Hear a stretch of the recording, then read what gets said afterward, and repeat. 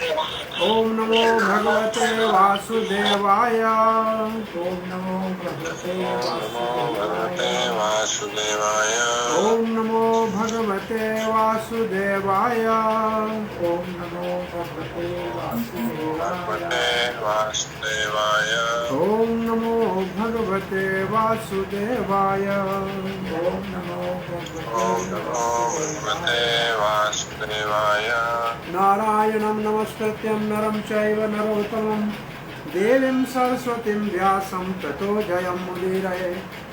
नष्टप्रायेषु भद्रेषु नित्यं भागवत सेवया भगवती उत्तमश्लोकिर्भक्तिर्भवती नैष्ठिकी।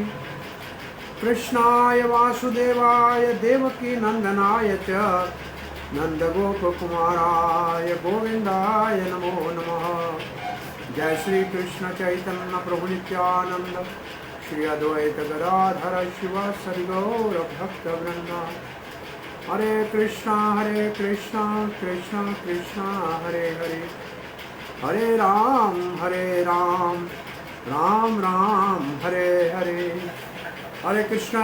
प्रिय पंछी भक्तवृंद, दामोदर देश भक्तवृंद, फेसबुक के पास भाग्यशाली भक्तों, प्रार्थना के अंतर्गत हम चौथे स्कंद के 20वें अध्याय में पृथु महाराज 100 अश्वमेध यज्ञ करने जा रहे थे। 99 यज्ञ पूरे हो गए। 100 यज्ञ के समय इंद्र आसन के ऊपर 100 यज्ञ करने वाला बैठ सकता है। पृथु महाराज से ईर्ष्या और द्वेष हो गया और उसके यज्ञ का घोड़ा चुराने लगे। 2 बार चुराया, साधु के वेश में चुराया।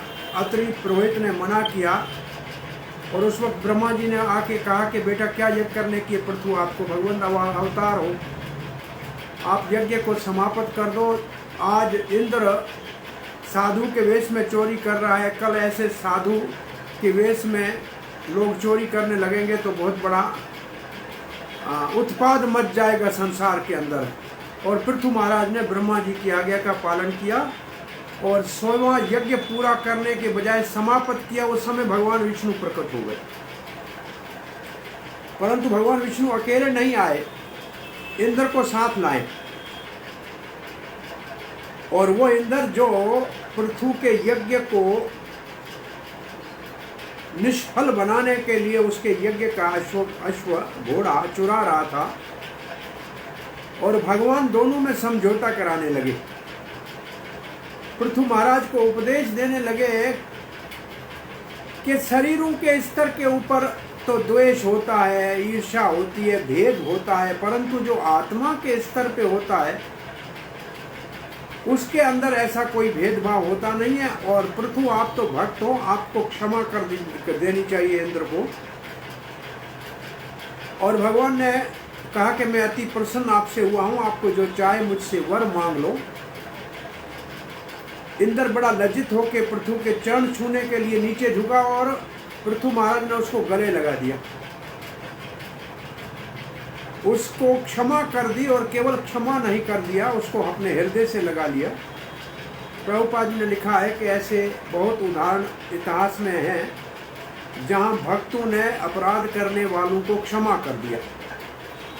जैसे अम्बरीश महाराज ने दुर्वासा को क्षमा कर दिया, उसको भी गले लगा दिया। हरे कृष्णा। प्रभु जी धन्यवाद। आवाज नहीं आ रही साहब।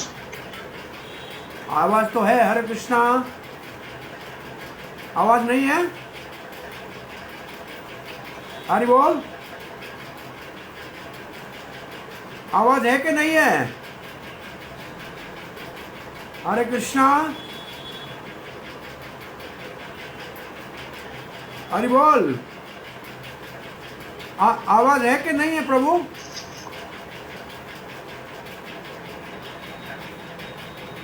हरे कृष्ण। आवाज है नहीं है? साउंड है? बीच में थोड़ी आवाज गायब हो रही है बीच बीच में। हाँ, अभी तो ठीक आ रही है। अच्छा, ठीक आ रही है तो अभी चला रहे हैं। हरे कृष्णा, धन्यवाद। पृथु महाराज ने इंद्र को क्षमा कर दिया और प्रभुपाद जी ने लिखा कि ऐसे भक्त अपराधी और द्वेषी को क्षमा करते हैं, और केवल क्षमा भी नहीं करते हैं, भूल जाते हैं, मैत्री कर देते हैं। ये अति उत्तम शिक्षा भगवान के सामने। इंद्र को जब क्षमा किया, भगवान ने वर मांगने को कहा, तो उस वक्त पृथु महाराज के यज्ञ में भगवान प्रकट हुए हैं। तब प्रभुपाद और भगवान उपदेश दे के जाने वाले थे, परंतु पृथु के इस अति उत्तम अपराधी को क्षमा करने वाले उदार भाव को देखा तो भगवान रुक गए, जाने के प्रोग्राम को स्थगित कर दिया। तो ये श्लोक हम 20वां पढ़ने जा रहे हैं। प्रस्थानाभिमुखो अपियेनम, प्रस्थान अभिमुखो, भगवान जाने के लिए तैयार था क्योंकि उपदेश कर दिया था। ये भी कह दिया कि आपके यहाँ संत आएंगे, 4 कुमार आएंगे, आपको संग मिलेगा। भगवान का दर्शन हुआ, उपदेश मिला, फिर भी संतों के संग का आशीर्वाद दिया और भगवान जाने के लिए तैयार हुए। अनुग्रह विलंबित, परंतु अपने भक्त के ऊपर अनुग्रह करने के लिए, उसके हृदय में, भगवान के हृदय में पृथु के लिए जो प्रेम उत्पन्न हुआ, उसके लिए विलंबित, थोड़ी देर के लिए रुक गए, जाने के प्रोग्राम को कैंसिल कर दिया। भगवान श्री कृष्ण ऐसे द्वारका के लिए रवाना हो रहे थे हस्तिनापुर से। कुंती महारानी की प्रार्थना और युधिष्ठिर महाराज के प्रेम को देखकर प्रोग्राम को रोक दिया। तो भगवान अपने जाने के प्रोग्राम को भक्तों के स्नेह से रोक देते हैं। पश्यन् पदम पलाक्षो, क्यों रोक दिया? क्योंकि कमल नयन भगवान को देखते हुए जो पृथु महाराज के भाव थे, उन भावों से भगवान बहुत ज्यादा प्रभावित हो गए। पश्यन् पदम पलाक्षो, पदम पदम पल अक्षो, अक्षो का मतलब भगवान की आंखें पदम पत्र की तरह, कमल के पत्ते की तरह लंबी लंबी आंखें, लाल निशान उसके अंदर। उनको देख न प्रतस्थते सुहृत सताम, भगवान ने प्रस्थान को रोक दिया क्योंकि भगवान शुभ चिंतक है, सुहृद है। किसका? भक्तों का। भक्तों के प्रेम के कारण भगवान रुक गए।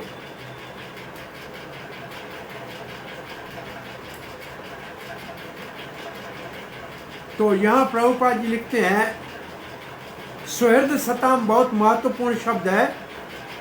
भगवान सदा ही अपने भक्तों के ऊपर अनुग्रह करते हैं, उनका हित करते हैं। सुहृद का मतलब हितैषी।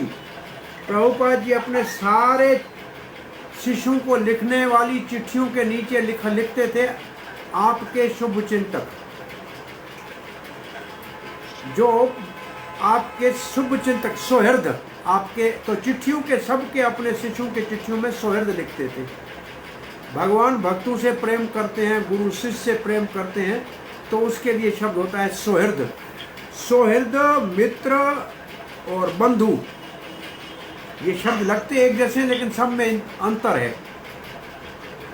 सुहृद की माना है, अर्थ है, परिभाषा है कि आप चाहे कुछ उत्तर दो न दो, सेवा करो न करो, परंतु आपका भला करना ही है, इसको कहते हैं सुहृद।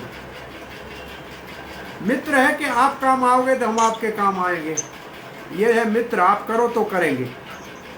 और बंधु है, वो भी आप जाओगे आओगे तो खिलाओगे खाओगे तो आएंगे जाएंगे। लेकिन भगवान ऐसा नहीं। एक भगवान सुहृद है, एक माता सुहृद होती है। माता पिता सुहृद होते हैं, बच्चे चाहे सेवा करें न करें परंतु हमेशा उनका हित चाहते हैं। एक गुरु सुहृद होता है, शिष्य, हरे कृष्णा, शिष्य चाहे गलती करे फिर भी उसका हित ही चाहते हैं, और भगवान सबका सुहृद है। तो भगवान लिखते हैं सुहृद मौत। भगवत गीता में भगवान ने कहा है, समोहम सर्वभूतेषु, मेरा सबके साथ तो समान भाव है, परंतु अपने भक्तों को मैं भूल नहीं सकता हूँ, क्योंकि भक्त मेरे हृदय में और मैं भक्त के हृदय में।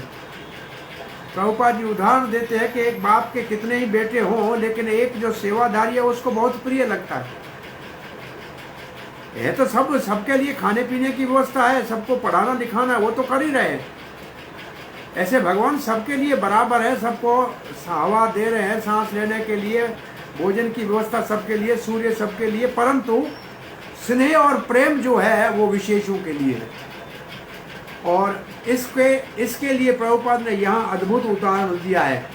पिता अपने सेवक पुत्र से अधिक स्नेह करता है, इसके लिए भगवत गीता का ये श्लोक अद्भुत प्रभुपाद ने ऐसे दिया, तेषाम सत्ययुक्तानाम भजताम प्रीति पूर्वकम ददामि बुद्ध योगम तम ये नमाम उपयांति थे। अब ये श्लोक यहाँ देने का कोई भाव समझ में नहीं आ रहा है कि भगवान ऐसे भक्तों के हृदय में अपने से मिलने के लिए बुद्धि योग देते हैं।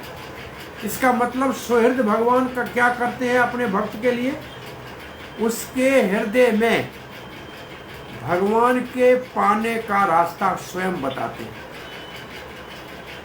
अगर कहीं कुछ दोष रह जाए तो उसको भगवान धो देते हैं। तो ये भगवान के सुहृद की परिभाषा है। प्रभुपाद लिखते हैं भगवान है तो सबके हृदय में, परंतु सबके हृदय में बैठे हैं साक्षी बनकर, विटनेस बनकर, उदासीन बनकर।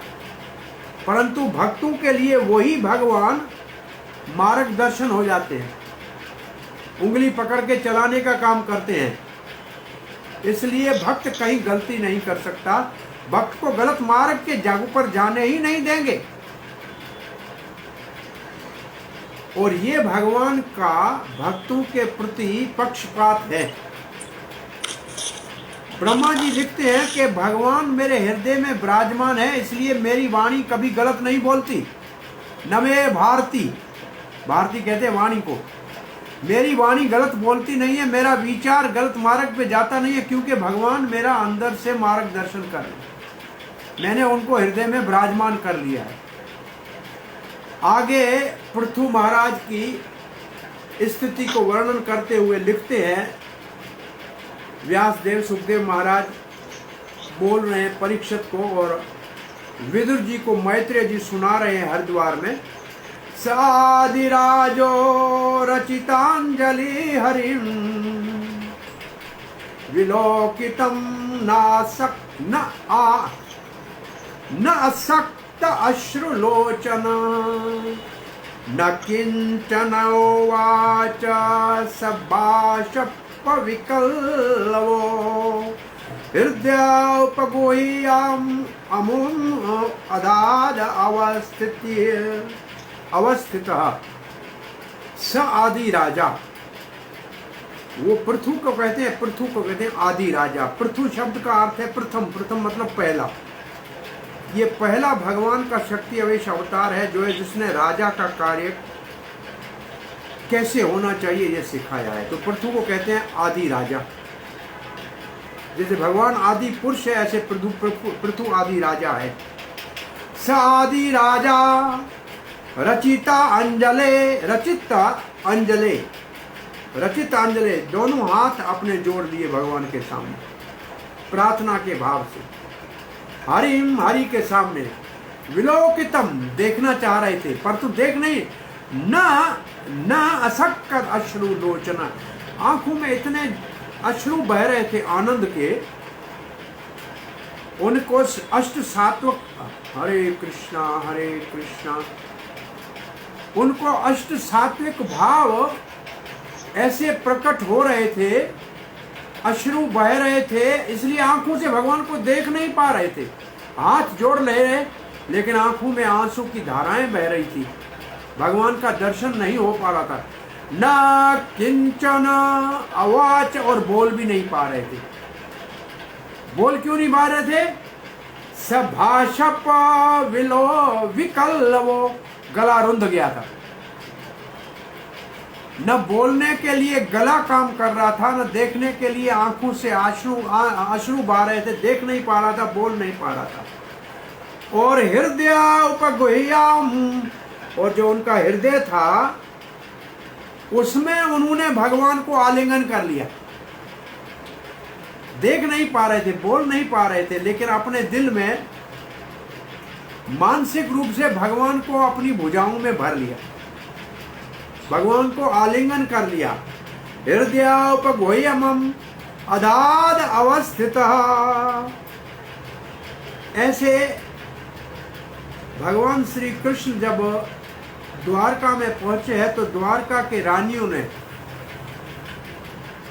जो भगवान के बाहर जाने के कारण सादे वस्त्रों में बैठी हुई थी तपस्या के भाव में, पुत्रों को भेजा कृष्ण को गले लगने के लिए, और स्वयं आंखें बंद करके अपने हृदय में ही भगवान को आलिंगन किया।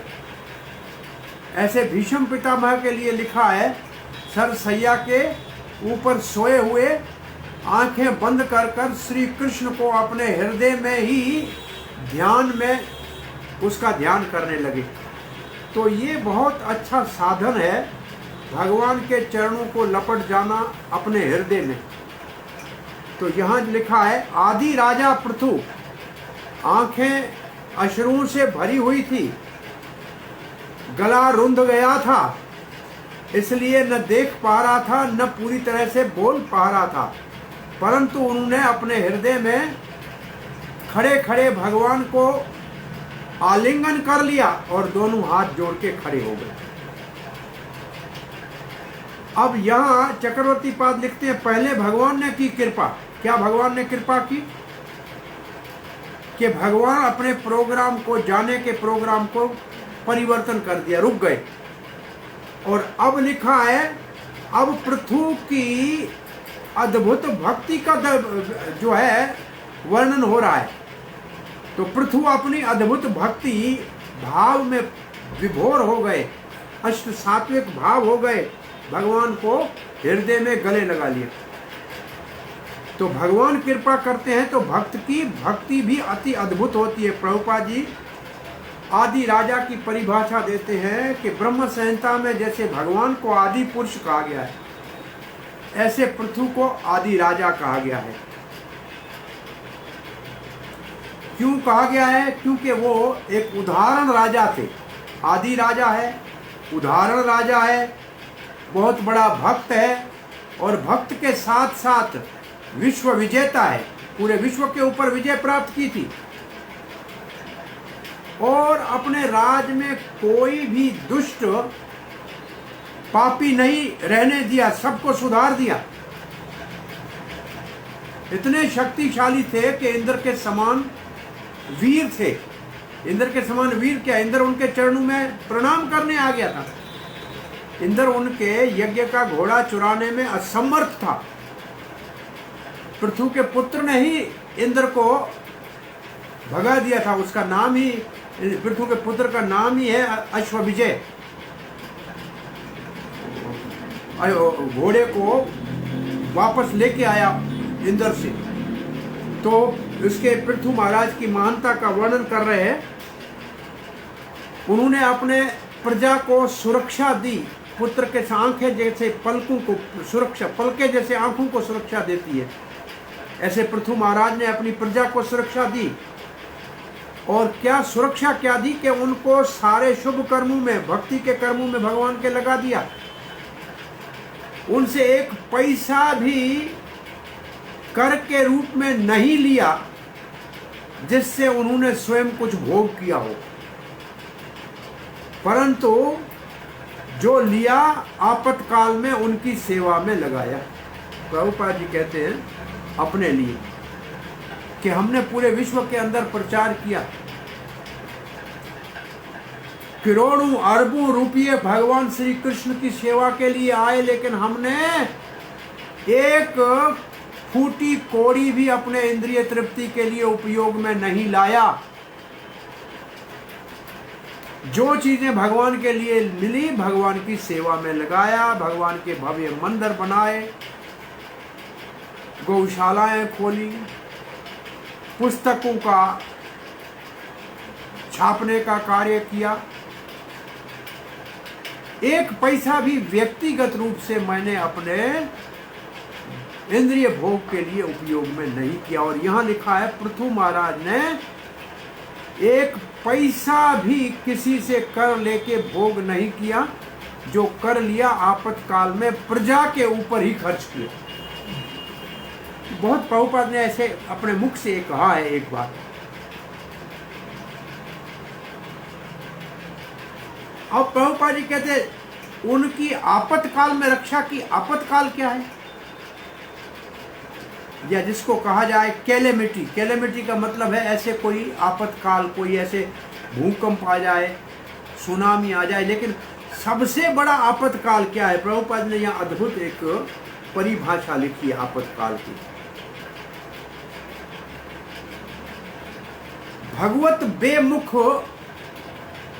अगर समाज हो जाए तो ये सबसे बड़ी कैलेमिटी है। सबसे बड़ी कैलेमिटी, सबसे बड़ी कहा जाए कि दुर्घटना, सबसे बड़ा आपदा है कि लोग भगवान से बेमुख हो जाएं। बोला क्यों? बोला जो भगवान से बेमुख हो जाएगा वो पाप कर्म में लगेगा, और जो पाप कर्म में लगेगा, फिर प्रभुपाद जी कहते पाप कर्म कौन से? पाप कर्म प्रभुपाद ने लिखा है व्यभिचार में लगेंगे, व्यसन करेंगे, नशे में लगेंगे, पशु हत्या करके मांसाहार खाएंगे और जुआ करेंगे। और राजा के ऊपर दायित्व है, अगर इनको नहीं सुधारेंगे तो राजा के राज में बड़ी आपदा आएगी। ये प्रजा का पाप संसार के अंदर बड़ी समस्या लाएगा, और राजा ऐसी स्थिति में बहुत ज्यादा कर लेना शुरू करेगा। और समस्याएं क्या आएंगी प्रभुपाद जी आगे लिख रहे हैं। अभी हम पढ़ रहे थे भगवत गीता के तात्पर्य में लिखा है कि न इसी में सारी भागवत में आगे आएगा, राजा अगर प्रजा को धर्म पे नहीं लगाता है तो प्रजा के पाप का छठा हिस्सा राजा को दंड के रूप में नरक में भोगना पड़ेगा।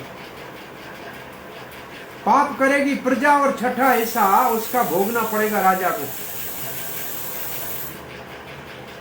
और ऐसे पुण्य करेगी प्रजा तो छठा हिस्सा भी राजा को मिलेगा। तो राजा अपनी प्रजा को पुण्य में इसलिए लगाते थे कि एक तो राजा को लाभ होता था, पुण्य मिलते थे प्रजा का छठा हिस्सा। ऐसे लिखते हैं किसी ब्राह्मण को घर में भोजन कराओगे तो ब्राह्मण के जप तप का, पूजा पाठ का उस दिन का छठा हिस्सा आपको मिलेगा। इसलिए समाज में अभी भी साधु संत का आदर है, क्योंकि उनके तप का छठा हिस्सा हमको मिलता है जब हम सेवा करते हैं। तो राजा के लिए ये बहुत एक रामानुज आचार्य के जीवन की घटना में उसके गुरु से किसी दिग्विजय ने उसको हराया था, कोलाहल नाम के बहुत बड़े विद्वान ने, और उससे हर समय वो कर लेने आता था, जिससे हराता था उससे कुछ साल में कर लेता था। तो रामानुज आचार्य ने कहा कि मेरे गुरु को कैसे हरा सकता है। छोटा बालक रामानुज चला गया उधर और राजा को कहा कि आपके कोलाहल को बुलाओ, मैं उसके साथ अर्थवाद करूंगा। राजा की रानी ने देखा कि ये बड़ा प्रतिभाशाली 15, 14, 12, 13 साल का लड़का है, लेकिन बड़ा विद्वान लग रहा है, ये आपके बड़े पंडित को हरा देगा। राजा ने कहा नहीं हरा दे, नहीं हरा सकता है। बोला हरा देगा, बिठाओ। और उनके राजा रानी की आपस में शर्त हो गई। कोलाहल आया, बच्चे को देख के कहा अरे बच्चा क्या बात करोगे हमारे साथ, तेरा गुरु भी हार चुका है, पहले तुम प्रश्न पूछो। तो बच्चे ने कहा आप, मैं प्रश्न पूछता हूं और आप इसका खंडन करो। पहला प्रश्न पूछा कि हमारा राजा बड़ा धर्मात्मा है, अब इसका खंडन कैसे करें। राजा को कैसे कहे कि राजा धर्मात्मा नहीं है, खंडन कर नहीं पाया, परेशान हो गया। अब राजा बैठा है, उसी की सभा के अंदर बात हो रही है और रामानुज आचार्य ने प्रश्न पूछा कि हमारा राजा बहुत बड़ा धर्मात्मा है, अब उसका खंडन कैसे करें। बोला दूसरा प्रश्न पूछो। बोला हमारी महारानी बड़ी पतिव्रता है, अब इसका खंडन करो। अब कैसे कहे कि रानी पतिव्रता नहीं है। कोलाहल पानी हो गया। बोला तीसरा प्रश्न पूछो। बोला तेरी माँ बांझ है, तेरी माँ बांझ है। वो तो बेटा तो सामने बैठा है, फिर माँ बांझ कैसे हो गई? तेरी माँ बांझ है, ये कोई प्रश्न है? उत्तर नहीं आया। कोलाहल हार गया, सभा में हाहाकार मच गया। रानी ने जय जयकार की कि बच्चा मैंने कहा जीतेगा। अब राजा ने कहा आप ही तो खंडन करो अपने प्रश्नों का, ये तब हारा मानेंगे। तो रामानुजाचार्य ने कहा महाराज आप तो धर्मात्मा हैं, परंतु प्रजा पाप करेगी उसका छठा हिस्सा तो आपको भोगना पड़ेगा ना। तो धर्मात्मा कैसे हुए? प्रजा के पाप को तो आपके गले में बांधना ही पड़ेगा। बोला फिर रानी पतिव्रता है, इसका खंडन कैसे करोगे? महारानी पतिव्रता है, धर्मात्मा है, परंतु राजा के शरीर में भगवान और देवताओं का आवेश होता है। भगवान का प्रतिनिधि राजा, देवताओं का आवेश उसके अंदर होता है। तो इतने सारे राजा के शरीर में भगवान और देवता रहते हैं, तो रानी पतिव्रता होते हुए भी राजा की पत्नी है, तो सारे उनके शरीर में उनकी पत्नी हुई ना। अब आज से ऐसे बोला फिर ये इसकी माँ बांझ कैसे है? बोला मनु संहिता ने लिखा है जिसका एक ही बच्चा है उसको बांझ ही समझना चाहिए। ये मनु संहिता का श्लोक है।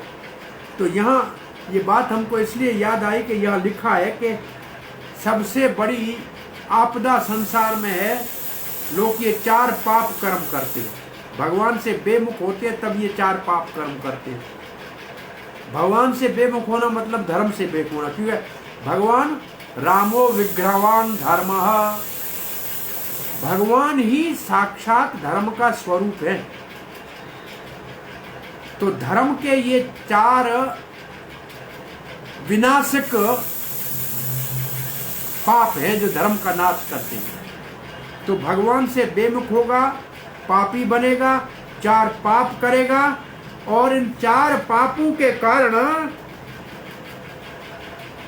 बहुत बड़ा संकट आएगा राजा के ऊपर और प्रजा से ज्यादा कर लेना पड़ेगा।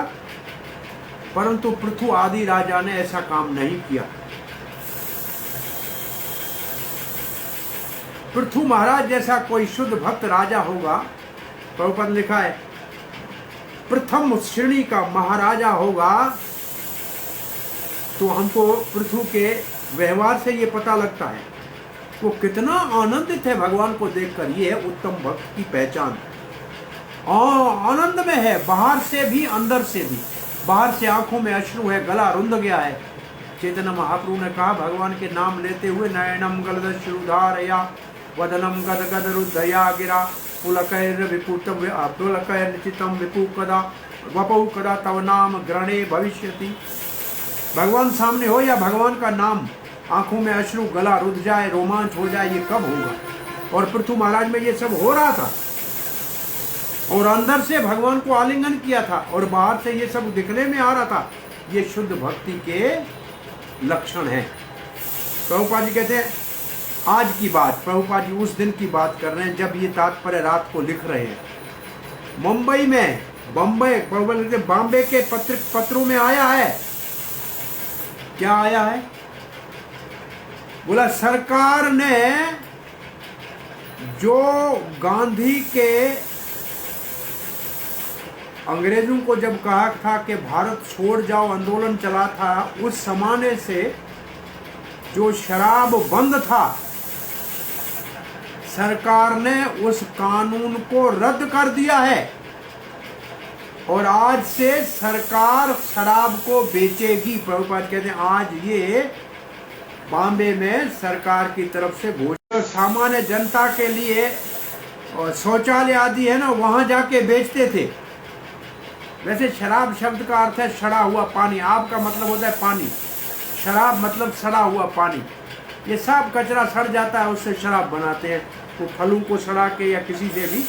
प्रभुपाद जी लिखते हैं पहले ऐसी जगहों पे लोग चोरे छुपे शराब बेचते थे और सरकार उसको रोक नहीं पाई, तो अब कहा कि हम ही इसी शराब का धंधा सरकार शुरू कर दिया और आज से उन्होंने अपने आप शराब बनाना और सस्ते भाव में पब्लिक को बेचना शुरू कर दिया। और प्रभुपाद जी लिखते हैं जो पहले ऐसे शौचालयों के पास बिकता था, अब सरकार ने सरेआम बेचना शुरू किया। अब ये पाप सरकार ही कर रही है, तो बताइए कि क्या प्रजा का क्या हाल होगा। ऐसी प्रभुपाद कहते ऐसे सरकारें जब हो गई और ऐसा जब पाप होगा तो संसार में युद्ध होगा, अकाल आएगा, भूखमारी होगी, भूकंप होगा और ऐसे और भी कई आपदाएं आती रहेंगी। आजकल का सुनामी आएगी, कोरोना आएगा। ये प्रकृति का नियम है। भगवान के कानून में हस्तक्षेप करेंगे तो ये सब कुछ होगा। भगवत गीता में भगवान ने कहा है धर्म की गिलानी इसी को कहते हैं। ये धर्म की गिलानी है। और एक किसी समय में प्रकृति ऐसा दंड देती है कि सबकी आंखें खुल जाती है, जैसे आजकल सब पूरी दुनिया आश्चर्यचकित है। और प्रभुपाद ने इतना नहीं लिखा है, उस समय लिखा है। इसका मतलब प्रभुपाद ये 71 में लिख रहे हैं, 71 में ये लिख रहे हैं। प्रभुपाद जी कहते इस समय हम देख रहे हैं प्रकृति ने अभी अभी भारत और पाकिस्तान के बीच में युद्ध हुआ। ये 71 की बार की बात है। और 14 दिनों में 14 दिन ये युद्ध चला था। इसका मतलब प्रभुपाद जी बॉम्बे थे, तब हमारा बॉम्बे में कोई मंदिर नहीं था। वो आकाश गंगा में इस्कान का सेंटर था और उसके नीचे ही पाकिस्तान एम्बेसी थी। उस वक्त की एम्बेसी वहाँ हुआ करती थी।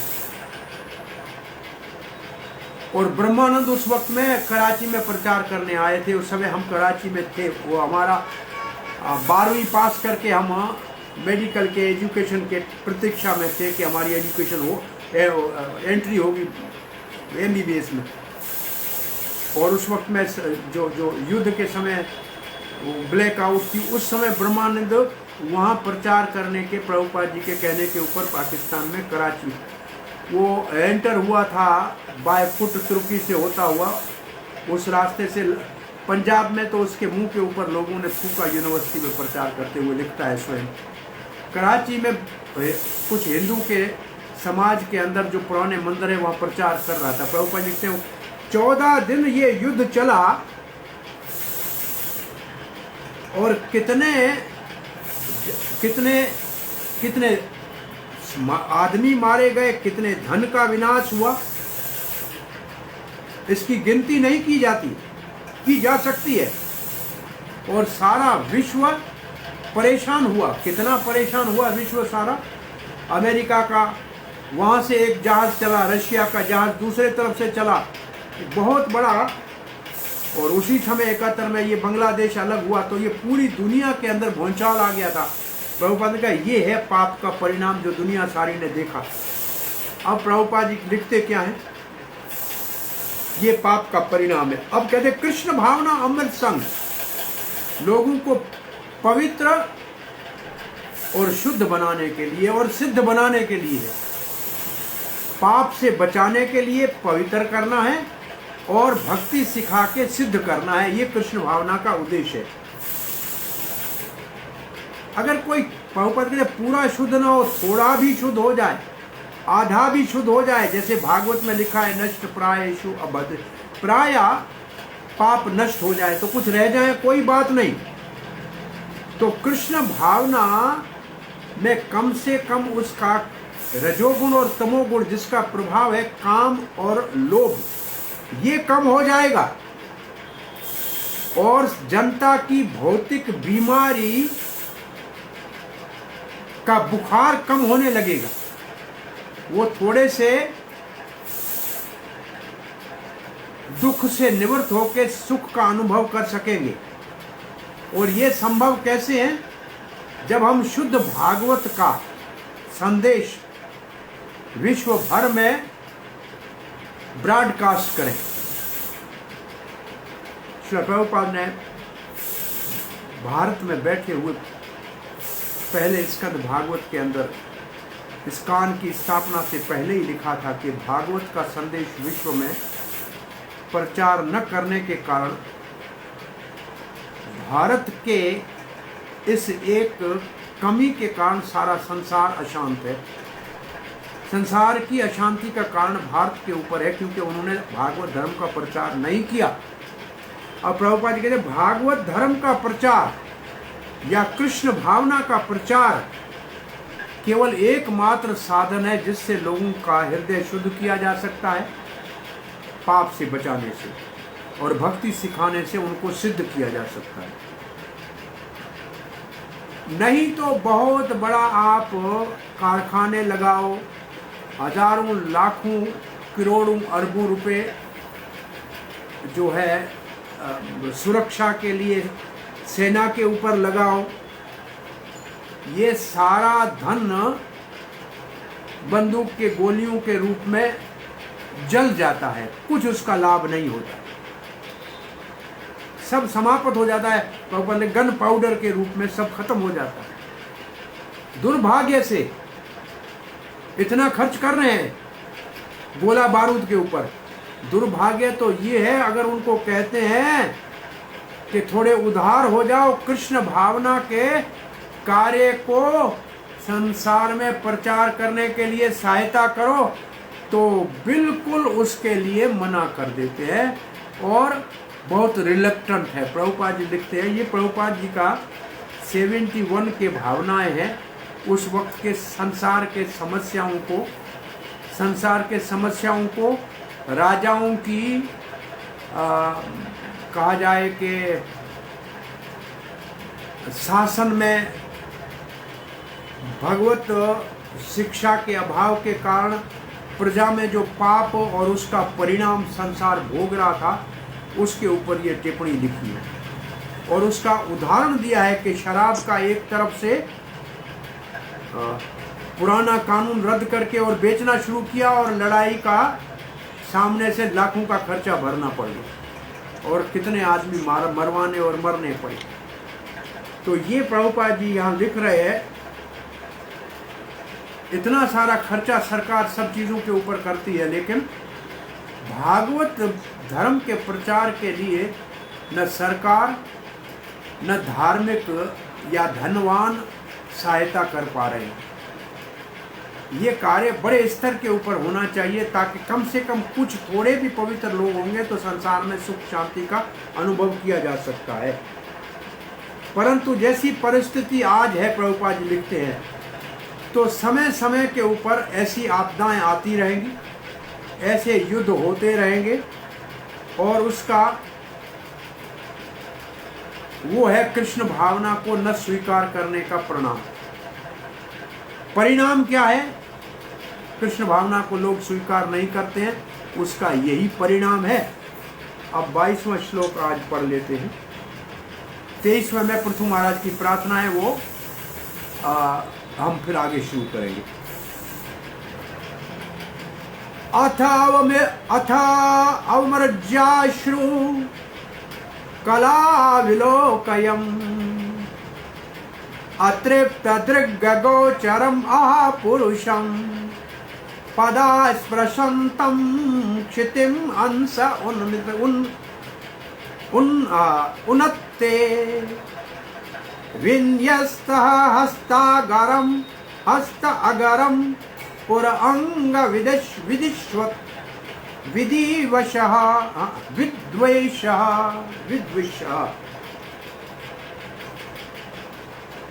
क्या देख रहा है प्रतु जी? अथ उसके उपरांत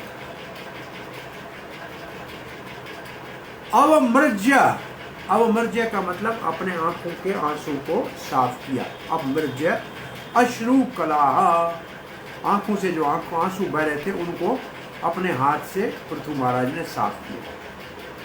अतृप्त दृग गोचरम, अभी तक भगवान को दर्शन कर रहा था तो आंखें तृप्त ही नहीं हो रही थी। अब आंखों के द्वारा भगवान के सुंदरता को पीते पीते दृग गोचर का मतलब भगवान के आंखों के सामने भगवान है लेकिन वो तृप्त नहीं हो रहा था। तो कैसे भगवान दिख रहे थे? अतृप्त दृग गोचरम पुरुषम, पुरुष को देखा जो सामने खड़े थे विष्णु। पाद स्पृशंतम क्षतिम, उनका चरण धरती को लग रहा था।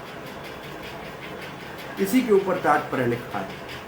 भगवान के चरण कमल धरती को क्षति कहते हैं, धरती को। पाद स्पृशंतम स्पृशंतम क्षितिम अंश उन्मते, थोड़े से और पांव धरती पे लगने वाले थे, इसलिए भगवान ने अपने हाथ को विन्यस्त हस्ता अग्रम, भगवान अपने हाथ को, जो गरुड़ खड़ा था, उरंग विद्विष्ट, जो सर्पों का शत्रु गरुड़ जिसके ऊपर भगवान चढ़ के आए थे, उसके कंधे के ऊपर भगवान ने सहारा ले लिया। क्यों ऐसे किया? श्लोक का अर्थ क्या है? परम पुरुष भगवान के चरण बस धरती को छूने ही वाले छू रहे थे, और गरुड़ के कंधों के ऊपर जो सर्पों का शत्रु है, भगवान ने सहारा लिया। पृथु महाराज ने आंसुओं को हाथों से साफ करके भगवान को देखने का प्रयास किया, परंतु तृप्त नहीं हो रहा था, और फिर पृथु महाराज प्रार्थना करने के लिए तैयार हुए। चक्रवर्ती पाद लिखते हैं, प्रभुपाद ने भी वही भाव दिया कि श्रीधर स्वामी कहते हैं कि भगवान के या देवताओं के चरण धरती के ऊपर नहीं लगते, लेकिन यहाँ भगवान पृथु महाराज के भाव से इतने भावभीत हो गए कि उनके चरण धरती को लगने लगे, और ऐसे धरती के पापमय धरती के ऊपर पापी लोग रहते हैं, वहाँ पुण्य आत्मा का पांव नहीं लगना चाहिए। तो भगवान ने गरुड़ का सहारा ले लिया। ये अति भगवान की कृपा के लिए भगवान ये भूल गए कि मेरे को धरती के ऊपर चरण नहीं रखना चाहिए, और वो थोड़े लड़खड़ाए तो गरुड़ का सहारा लिया। ऐसे चक्रवर्ती पाद ने लिखा है। श्री प्रभुपाद जी लिखते हैं, मुख्य बात इस श्लोक में है कि भगवान के चरण धरती के ऊपर लग रहे थे। वैसे देवताओं के, प्रभुपाद जी लिखते हैं, केवल भगवान के नहीं, जो ऊपर लोकों में रहते हैं, ब्रह्म लोक से लेके स्वर्ग लोक तक, ब्रह्म लोक से स्वर्ग लोक तक, भूर लोक, भुवलोक, स्वलोक, सबके चरण जब धरती पे ऊपर आते जरूर है, वो वहाँ इतने उन्नत है वो आध्यात्मिक दृष्टि से कि उनके चरण कभी भी पृथ्वी के ऊपर नहीं लगते। वो अपने आप को हल्का रखते हैं, उनके शरीर का भार होता ही नहीं। पृथ्वी के जो ग्रेविटी है उससे वो आकर्षित नहीं होते, वो आध्यात्मिक दृष्टि में ऊपर ही रहते हैं। वो एक बात हमको याद आई, एक सत्संग हो रहा था, तो वहाँ से चोर गुजरे, भाग रहे थे चोर पुलिस के भय से। तो जहाँ सत्संग हो रहा था वहाँ से जाए, तो उस वक्त एकदम सबने कान में उंगलियां डाली। एक को पाँव में लगा कांटा, तो कांटा निकालने लगा तो थोड़ी देर के लिए कान खुले हो गए, और उस वक्त सत्संग करने वाले ने कहा कि देवता अगर धरती पे आएगा तो उसका चरण धरती पे नहीं, धरती को स्पर्श नहीं करेगा। तब तक कान बंद कर लिए। ये डाकुओं के भी अपने नियम होते हैं कि सत्संग का एक शब्द भी कान में नहीं जाना चाहिए, नहीं तो हमारा धंधा बंद हो जाए। यहाँ से डाकू जाते हैं आगे, तो डाकुओं को पकड़ने के लिए सरकार ने षड्यंत्र किया, किसी को देवी बनाया, और देवी नाच रही है, और ये डाकू तो देवी के पुजारी है, सब वहाँ मगन होकर खड़े हो गए। ये जो एक शब्द सुन के आया था कथा से कि देवता के चरण तो धरती पे लगते नहीं है, उसने देखा ये जो नाच रही है, जो दुर्गा देवी बन के, ये जो दुर्गा देवी बन के नाच रही है, इसके चरण तो धरती पे लगे हुए हैं। उसको सत्संग की बात आ गई याद, उसने कहा ये देवता नहीं हो सकता, वो वहां से भाग गया। तब तक सरकारी लोग आए और बाकी सब चोरों को पकड़ गए। इसलिए कहा एक दिन साधु के वचन सुने, मैं सरकार से बच गया। सचपच अगर सत्संग करता तो भगवान यमराज के दंड से भी भाग जाता, बच जाएगा। तब से वो साधु बन गया। कैसे साधु बन गया ये कथा तो आज नहीं कर रहे हैं, परंतु कि देवताओं के चरण धरती पे नहीं लगते हैं, ये मुख्य बात है।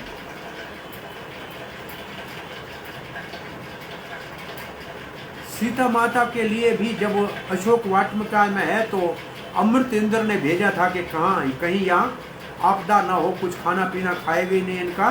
तो जो देवता अमृत लाए थे उसका चरण भी धरती पे नहीं लग रहा था। तो प्रभुपाद लिखते हैं उनके चरण धरती पे नहीं लगते, वो आते जरूर है लेकिन चरण नहीं लगते। वो अपने आप को बिना वजन के बना देते हैं, वो धरती को छूने के बगैर खड़े सकते। भगवान विष्णु, अब प्रभुपाद जी कहते भगवान विष्णु हमारे इसी लोक में रहते हैं। ये कहाँ रहते हैं? एक श्वेत द्वीप में वैकुंठ है ध्रुवलोक के पास, या ध्रुवलोक ही, वहां भगवान रहते हैं क्षीरोदक्षाई विष्णु, जिसको प्रार्थना करने जाते हैं जब आपदा आती है धरती के ऊपर। तो वो जो विष्णु है तो वो इसी ब्रह्मांड में रहते हैं।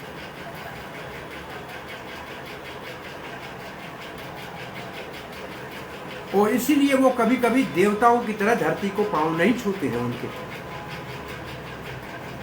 वो एक सामान्य धरती के देव की तरह व्यवहार करते हैं।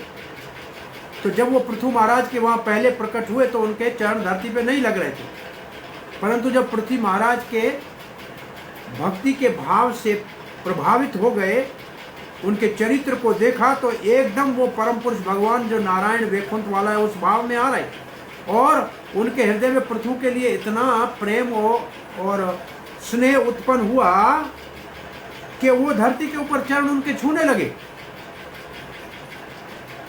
और जब धरती पे चरण छूने लगे तो उनको तो आश्चर्य लगा, क्योंकि धरती पे चरण रखने का उनका स्वभाव ही नहीं है। तो वो गरुड़ का सहारा लेने लगे और गरुड़ के कंधे के ऊपर अपना हाथ रख लिया। क्यों रख लिया? कि कहीं पांव डगमगा न जाए और गिर न पड़े, क्योंकि भगवान धरती के ऊपर खड़े होने के आदि नहीं। और ये सारे लक्षण हैं भगवान के और पृथु की महान भक्ति के, जिसने भगवान को जाने से रुकवा दिया और धरती के ऊपर पांव लगाने भगवान ने लगा दिए पृथु के प्रेम के कारण। क्योंकि पृथु महाराज देखने में असंतुष्ट था तो भगवान ने कृपा करके वहां खड़े हो गए और पृथु महाराज प्रार्थना करने लगे और कहेंगे तो आप वर देना चाहते थे ना, मेरे को वर देना है तो करोड़ों कान दे दो, आपकी कथा सुनता रहूं। आप भी ऐसी वरदान मांगे कि ये कथा हमारी निरंतर चलती रहे। आगे जो कृष्ण की इच्छा, कथा को यह विराम देते हैं। पृथु महाराज की प्रार्थना का शुभारंभ अगली बार करेंगे। पृथुर्वाच वरान विभूत्वाद वरदेश्वरात् बुद्धा कथम वृणीते गुण विक्रियात्मना महात्मनाम ये नारकाणाम अपि सन्ति देहिनाम तानीश केवल्यपते वृणेन च। आप वरदाता है, कुछ भी वर दे सकते हैं, परंतु संसार के सुख का वर मांग के जो नरक में भी सबको मिलता है, या ज़्यादा से ज़्यादा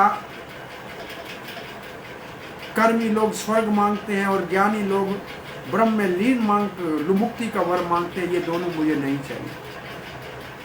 इसकी मुझे कोई इच्छा नहीं है। आपने कहा वर मांगो ना, ये मेरे को वर चाहिए ही नहीं,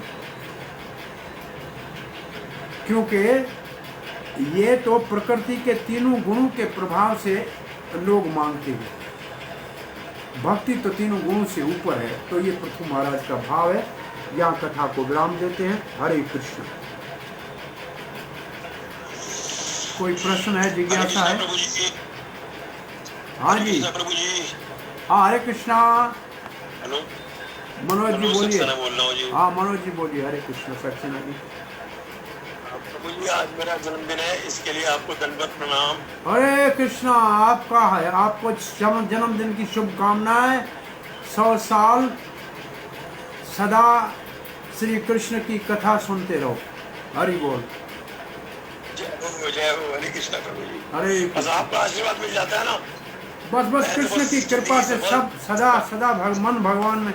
वो चैतन्य महाप्रभु कहते थे कृष्ण मतिरस्तु, मति कृष्ण में लगी रहे बुद्धि, बस यही आपके जन्मदिन की आशीर्वाद, महाप्रभु के वचन आपके लिए। हरे कृष्ण प्रभु जी। हरे कृष्ण। और किसी को कोई प्रश्न जिज्ञासा है?